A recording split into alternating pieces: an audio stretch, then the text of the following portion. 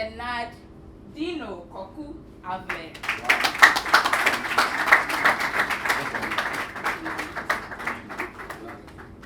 Wow. When you write things about yourself and they are reading it to you, you start seeing how vain you were. I read everything. I am not a communication expert. I don't know why they asked me to talk about effective communication, but I guess because I do like 3.5 hours every weekday, so I do like 17.5 hours of talk non-stop. So I think they feel I have something to say about communication. So I'll talk a bit about what I do, who I am, and then we'll talk a bit about communication. Thing is, I think communication is an art, even though some people study it as a science or a social science, an art. So there is no like predictable, repeatable way of doing things. So I'm going to share my experience. So I actually had an idea today. I had one of the most, I won't say funny, but interesting shows on my program today. I host City Breakfast Show. And today's show was funny, so I decided to pick some clips from today's show for my presentation. If you want a full lecture on communication, you can go to GIJ, you can go to AUCC, you can go to, because I don't want to do like a theoretical thing, but I put a few theories in there for those of you who like those things. I like to share my experience, my observations, what I've been through, so that this is my view of what effective communication is. I'll give you a few theories at the beginning. What is effective communication? And then we'll go into the examples. A lot of people have definitions for communication. I created one myself.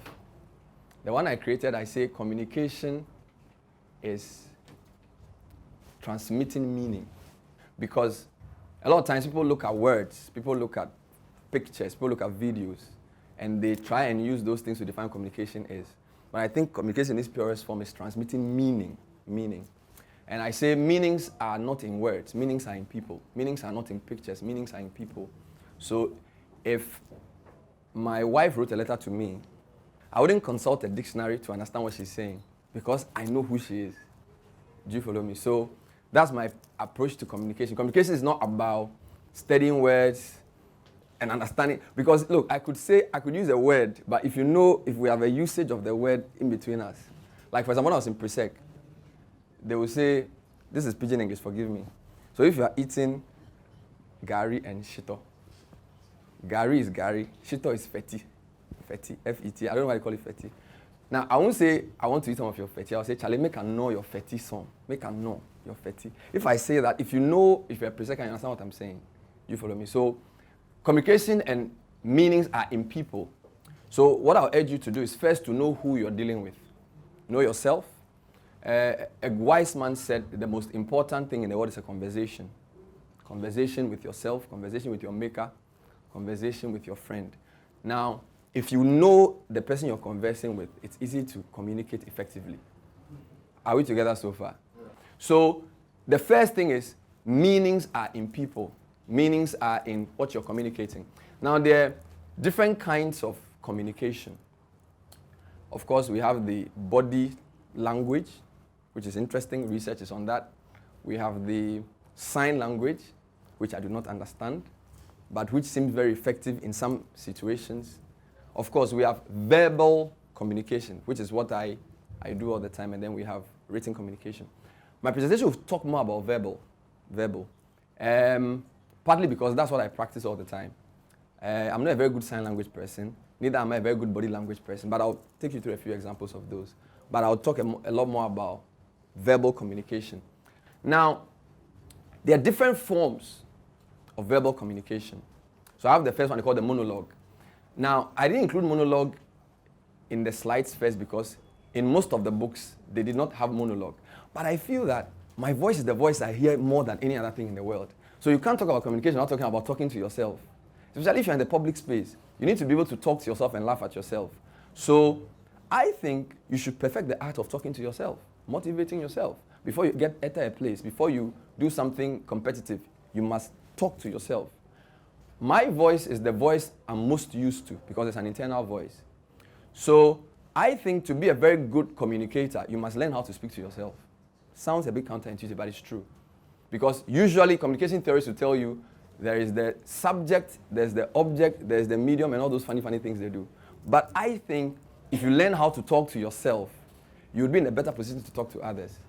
Okay? I won't give you too many examples for that. So monologue is the first one, right? Monologue, talk to yourself. Monologue, talk to yourself. The second one is conversation. I'm talking about verbal communication or conversation. So conversation is what we're having. We have a conversation. So if I talk and you just look at me for the next 30 minutes blankly, it's an attempted conversation. It's actually just one direction. So if I say something, you should give me some sound. So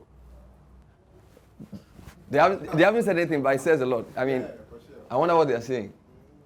So there's this guy who did some actual study and said, essentially, the words I'm using form only 7% of what you're actually getting. The tone of my voice, the power of my voice, the pitch of my voice makes a 38% impact on what you receive. The rest of you, according to this guy, are looking at my glasses, how skinny I am, whether I'm sweating too much, whether I'm smelling good, physical appearance. That's what he said. Nobody's challenging him, and I can't challenge him, but that's what he's saying. So I couldn't do a presentation on how to dress and look nice, so I'll still focus on this and that, and not on this. Great. So let's do sign language. Just to let you know what sign language is, quickly, just to give you an example. He not only embodied a book, he taught millions to find that truth. So you can go to the next slide. I just put this here to give you an example. So, you know what's funny about this thing? How many of you remember this event?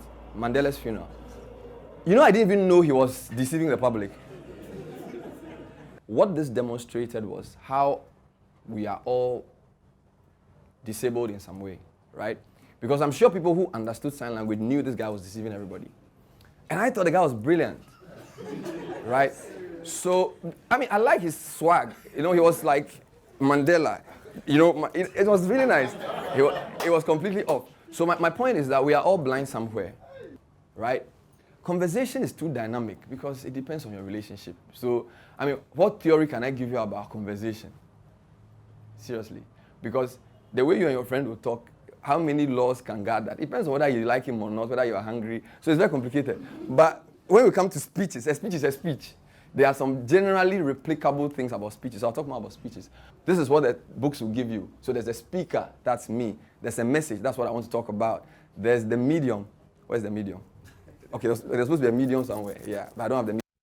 But it's the voice, right? That's the medium. There's the receiver. That's you or receivers. And then there's feedback. There's also something called distraction. So if the light goes off, the room is too hot, or some cricket is making some noise, all that is distraction. Very nice theory. I like it. It demonstrates that it's a flow, it's a process, it keeps back and forth. It's a nice theory. But I want to talk more about this. In speech, you need to look at what you are talking about, the purpose, right?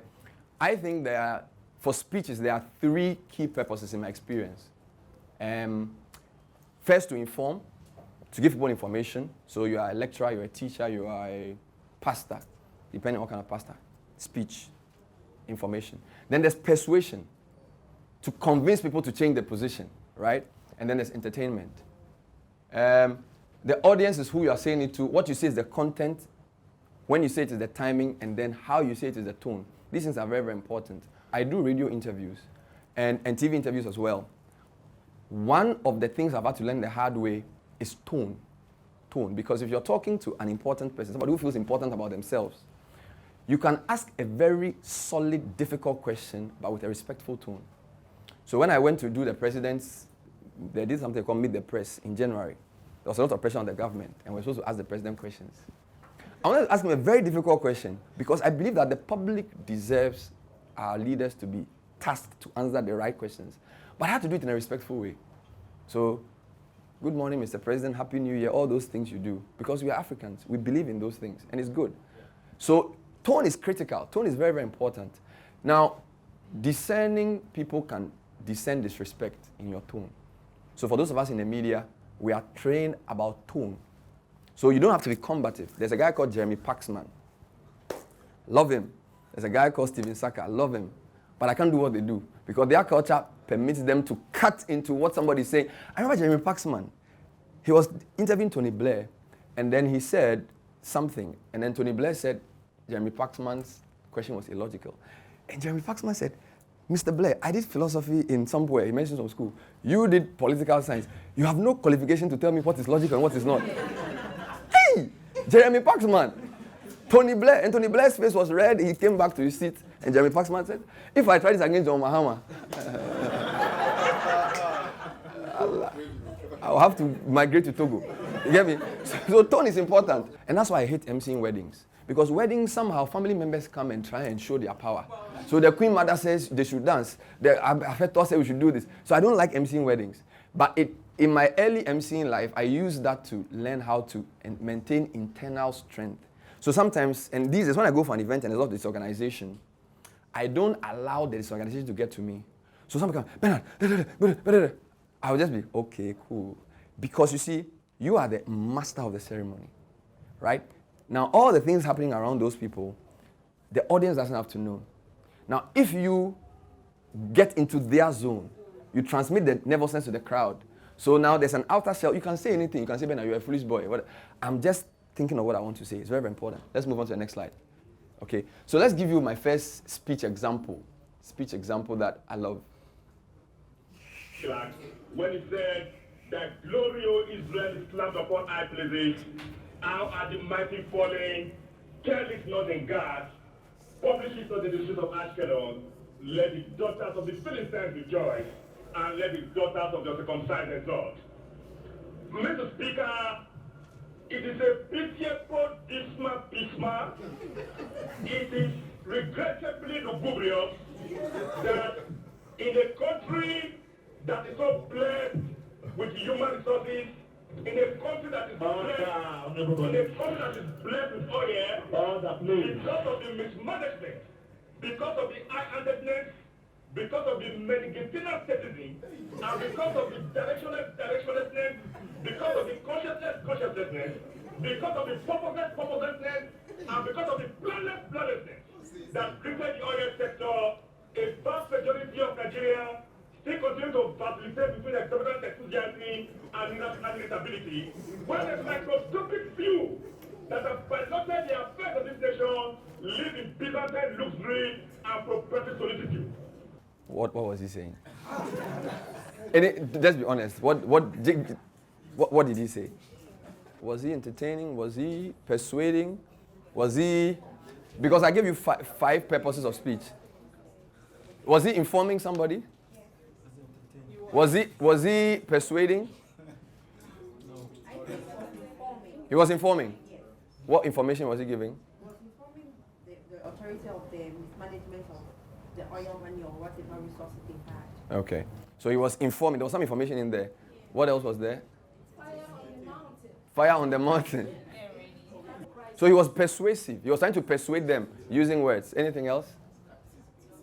He was captivating them with his extraordinary command of the Queen's language. I think he's really doing what you said about meaning. His words didn't mean anything, but it's just the entire meaning that there's fire on There's fire on the mountain. So you're saying that even though the words were a lot, you could still get the sense that he was putting something across. Yeah. So he was trying to say that he was being like raising an alarm. Great. So that was one example. So my point is that speeches have different purposes. And you need to know the main purpose for the speech. So if, for example, today I'm supposed to give you information about communication, and I just come and make you laugh, and all of you clap for me and you like me, I've still failed. Because the main purpose for today was effective communication. Now, that doesn't mean I should just come and give you information. I come and read a book about effective communication. I can't read a book. Words have two kinds of meanings, denotative and connotative. Denotative meaning is precise, literal, and objective. It simply describes the object, person, place, idea, or event to which the word refers. Am I giving you information? Am I being effective? So my point is that efficacy is not just based on the intended goal, but it's a mix of things. So for something to be effective, it must achieve its intended aim. So an effective speech should be informative, should be persuasive, because the effect is, the purpose is that words are supposed to get you to change either your mind or to reinforce something you already know, right? So there must be some sort of change in you. And it must be put across in an easy to remember way. Most people who listen to my show only remember the jokes. They don't remember any of the serious things we discuss. Most people only remember the funny things. Because you will always go back to a place of pleasure. Think about it. Think about your life. You always go back to a place of pleasure. So I think one of the problems with our local communicators is that they are too serious. They want to put the point across so powerfully that they don't see the place of humor. Now, humor can be overdone, right? So on my show, City Breakfast Show, I have 2 colleagues who do the newspaper review. Sometimes when they come to the studio, good morning, and we shout. A lot of the serious, mature people don't like it. A lot of the young people like it. So we have to balance that. So humor can be excessive. But an effective speech, informative, persuasive, entertaining. And it must also leave a good impression about you because you're selling yourself. Can we move on? So I'm going to give you, so effective communication is clear. It's clear, right? Now, clarity means that it's unambiguous. I'm going to read an excerpt for you. I love this excerpt from a book written by an American. Love this. And listen to this. So, a plumber wrote to a government agency to ask whether there was any harm in using hydrochloric acid to clean out drain pipes. Are we together? Yeah. Plumber writes to Food and Drugs Authority, for example, can I use hydrochloric acid to do my job as a cleaner? The agency replied, the efficacy of hydrochloric acid is indisputable, but the corrosive effect is incompatible with metallic permanence. The plumber thanked the agency for approving the use of hydrochloric acid. The agency wrote back saying, we cannot assume responsibility for the production of toxic and noxious residue with hydrochloric acid and suggest you use an alternative procedure. Once more, the plumber thanked the agency for its approval. Finally, the agency, alarmed at the prospect of hundreds of ruined drain pipes, called in another scientist who wrote, don't use hydrochloric acid. It eats holes in the pipes. Full stop. No more replies. The guy understood. Clarity. Right? So we're saying you are transmitting meaning, not just using words. Now, don't try and send too many messages at the same time. That's why we group our presentation into 7 C's or 8 C's. I could have said everything I wanted to say without distinguishing between clarity and, say, conciseness. So one message at a time, make understanding easier, make use of appropriate words.